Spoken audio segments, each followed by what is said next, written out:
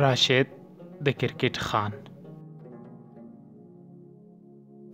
هغوی ته مې وویل چې راشد خان به تاسو سره لوبیږي. په هغه وخت کې د افغانستان په زونونو کې لوبغاړي کم وو.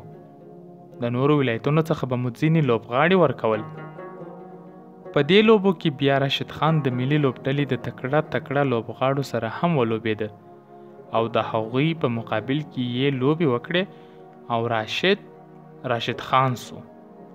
همدلته پرې د سلیکټرانو سترګې ولګېدې او بیا یې د 19 کلنو لوبډلې ته انتخاب کړ. دا اول ځل دی چې راشد خان په داسې یو لوبډلې کې لوبیږي چې د ملي لوبډلې لوبغاړي پکښې دي. په دغه لیګ کې د بست لوبډلې ټولې 4 لوبې وکړې چې 2 یې وبایللې او 2 یې وګټلې او په نیمه پایلوبه کې یې له لوبو څخه بهر سوه. په هر حال شپږیزه لیګ راشد خان په افغانستان کې د کرکټ له ډېرو روزونکو او مینوالو سره اشنا کړي. له نوم او څېرې سره یې لاشه بلد سول.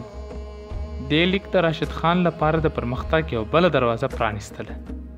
هماغه دروازه چې دا څو موده مخکې پرې د ننګرهار د غازي امان الله خان د کرکټ په لوبغاړي کې تړل سوې وه.